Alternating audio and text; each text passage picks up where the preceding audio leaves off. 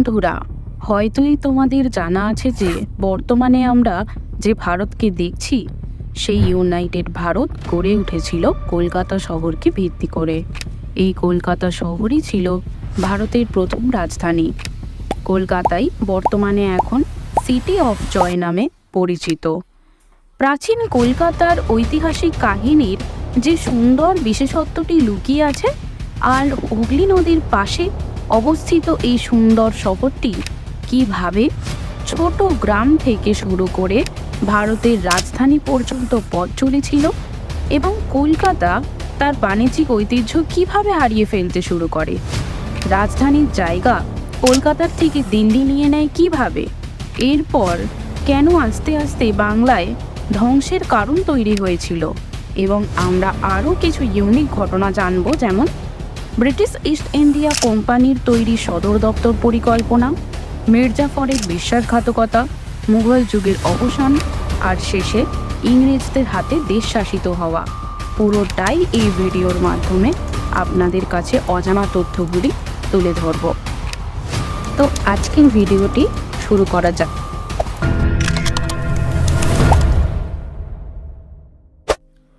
সময়টা ছিল 17শো শতাব্দীর, যখন ইস্ট ইন্ডিয়া কোম্পানি ভারতে আসার চেষ্টা করছিল। তাদের মূল উদ্দেশ্যই ছিল ভারতের সম্পদ ইউরোপে বিক্রি করে তার থেকে অধিক লাভ অর্জন করা। ফলে ব্রিটিশ ইস্ট ইন্ডিয়া কোম্পানিকে বাংলায় প্রবেশ করতে হয়েছিল এবং বাংলায় তাদের আধিপত্য গড়ে তোলার চেষ্টা করেছিল। এই সময়ে বাংলার রাজনৈতিক অবস্থা ছিল খুবই স্থিতিশীল এবং এমন কোনো সমস্যাও ছিল না যার ছোট করে ইস্ট ইন্ডিয়া কোম্পানি বাংলার রাজনীতিতে ঢুকে পড়ে। তখন বাংলার শাসনে ছিল মুঘলরা এবং বাংলার নবাব ছিলেন সিরাজউদ্দৌলা। কিন্তু সেই সময় বাংলার চট্টগ্রামের ব্যবসা চলত পর্তুগিজদের হাতে। এই চট্টগ্রাম বর্তমানে বাংলাদেশের টেরিটরির ভিতরে অবস্থিত। এইখানে পর্তুগিজদের ব্যবসা করার মূল কারণ ছিল সমুদ্রের সাথে সংযোগ স্থাপন, কারণ এখানে একটি বড় বন্দর ছিল, সামুদ্রিক নৌকা সহজেই এই অঞ্চলে আসত। সেই সময় পর্তুগিজরা ছাড়া বাংলায় আরও অনেকেই ব্যবসা করত। তাই এই রকম খুব ধনী ও সাংস্কৃতিকভাবে এত বড় রাজ্য ভারতের আর কোথাও ছিল না। 17 শতাব্দীর আগের কথা বললে, যখন 16শো শতাব্দী বাংলা প্রথমবার মুঘল নিয়ন্ত্রণে আসে, তখন আমাদের বাংলার শাসন ব্যবস্থা, ব্যবসা বাণিজ্য, বিভিন্ন শিল্প কেমন ছিল, স্থাপন থেকে শুরু করে নিয়ন্ত্রণ ব্যবস্থা, তা সবই আমরা জেনে নিই চলুন। সে সময় বাংলা ভারতের সবচেয়ে ধনী রাজ্য ছিল। এই কারণে সব ইউরোপীয় ব্যবসায়ীরা মনে করতেন বাংলায় ব্যবসা করা অত্যন্ত জরুরি, এবং এই বাংলা ছিল সেকালের ভালো একটি আন্তর্জাতিক ব্যবসার কেন্দ্র। এর পেছনে থাকা সবচেয়ে বড় কারণটি হলো সেখানে সমস্ত রকমের উপকরণ থেকে বড় পরিমাণের কাপড় তৈরি করা হতো। হয়তো বাংলার এত ধনী হওয়াই বাংলার ধ্বংসের অন্যতম কারণ হয়েছিল। এই সময়ে ইংরেজরা বাংলাকে তাদের ট্রেড সেন্টার হিসেবে বানাতে চেয়েছিল। ইংরেজরা যখন অন্যান্য ইউরোপীয় দেশগুলির মতো বাংলায় তাদের ব্যবসা শুরু করেছিলেন, তখন তারা তাদের প্রাথমিক ব্যবসা হরিহরপুর এবং বালাসোর থেকে শুরু করেছিল। হ্যাঁ, উভয় এই অঞ্চলগুলি এখন ওড়িশায় অবস্থিত।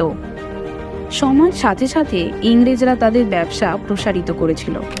সেই সময় তারা হুগলি নদীর তীরে অবস্থিত সুতানুটি গ্রামের সঙ্গে সুসম্পর্ক স্থাপন করে, কারণ সেই সময় বাংলার বেশিরভাগ টেক্সটাইল শিল্পটাই মহাজনদের নিয়ন্ত্রণে ছিল। এই হুগলি নদীর তীরে অবস্থিত সুতানুটি ও গোবিন্দপুর নামে দুটি গ্রামের ওপর ইংরেজদের নজর ছিল। কিন্তু এই দুটি গ্রামের মাঝে আরেকটি গ্রাম ছিল, যার নাম ছিল কলিকাতা।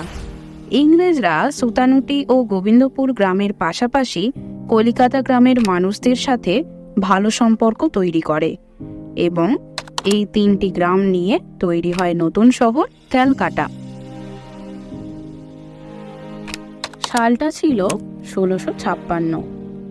ভারতে পা রাখলেন জব চার্নক। এই জব চার্নককেই কলকাতা শহরের জনক বলা হয়। ভারতে এসেই হুগলি নদীর তীরে এক বিরাট বাণিজ্যিক সম্ভাবনা তার নজরে আসে।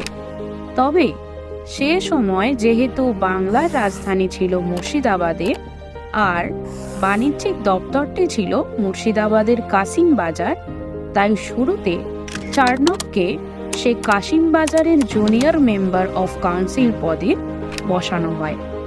এরপর 1686 সালের মধ্যে গোটা বাংলার ইস্ট ইন্ডিয়া কোম্পানির ইনচার্জ করে দেওয়া হয় তাকে।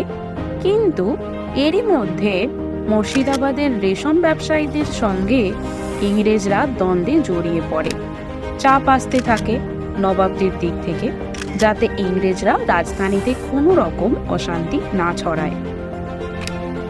ওদিকে জব চার্নকের মাথায় চিরকালই হুগলি নদীর তীরের পরিকল্পনা ছিল, তাই এবার তিনি ইস্ট ইন্ডিয়া কোম্পানিকে মুর্শিদাবাদ থেকে হুগলি নদীর তীরে সুতানুটি গ্রামে ইস্ট ইন্ডিয়া কোম্পানির সদর দপ্তর তৈরি করবেন বলে পরিকল্পনা করেন।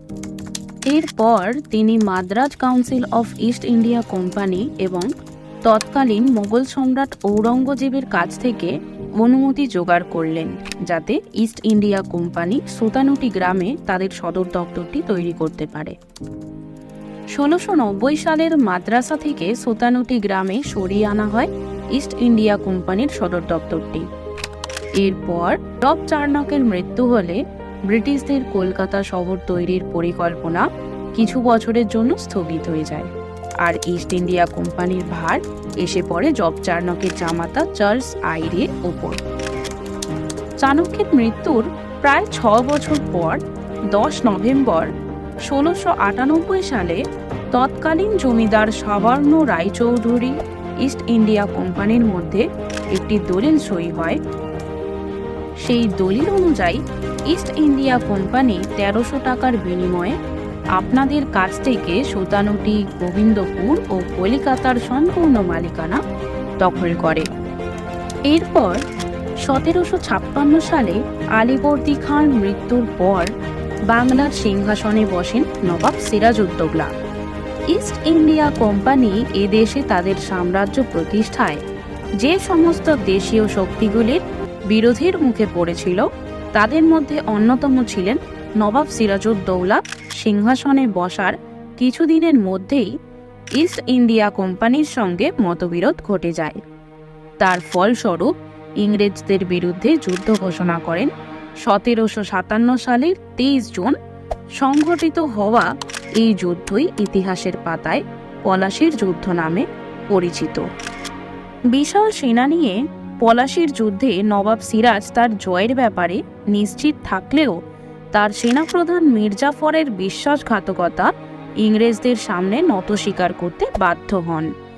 সিরাজকে হারিয়ে বাংলা সম্পূর্ণ নিয়ন্ত্রণ নিজেদের হাতের মুঠোয় করে ফেলে ইস্ট ইন্ডিয়া কোম্পানি। কিন্তু বাংলা থেকে নবাবদের প্রভাব তখনও পুরোপুরি শেষ হয়নি। সিরাজউদ্দৌলার মৃত্যুর পর বাংলার সিংহাসনে বসেন মীর কাসিম। 1764 সালের 23 অক্টোবর বক্সার যুদ্ধে মীর কাসিমকে পরাজিত করে বাংলা থেকে মুঘল যুগের অবসান ঘটায় হেক্টর মুনরো নেতৃত্বাধীন ইস্ট ইন্ডিয়া কোম্পানি। বাংলা থেকে নবাবীর অবসান ঘটানোর পর এই বাংলার রাজধানী মুর্শিদাবাদ থেকে সরিয়ে কলকাতায় নিয়ে আসা হয়।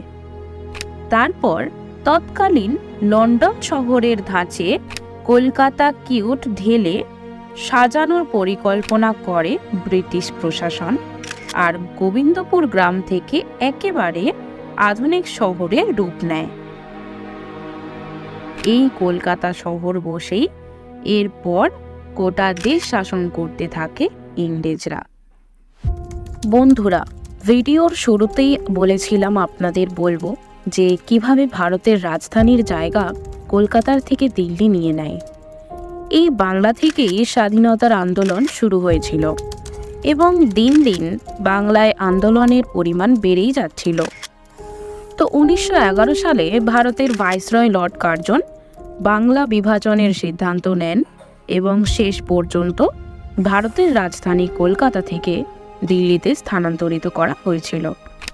এই সময় ভারতের ইতিহাসে একটি গুরুত্বপূর্ণ মুহূর্ত ঘটে, আর এর পেছনে থাকা যে গল্প কাহিনীটি লুকিয়ে আছে, যেটা আমরা পরবর্তী ভিডিওতে আপনাদের সাথে শেয়ার করব। তার জন্যে চ্যানেলটিকে সাবস্ক্রাইব করে দিন আর ভিডিওটি লাইক করে দিন। দেখা হচ্ছে নেক্সট ভিডিওতে।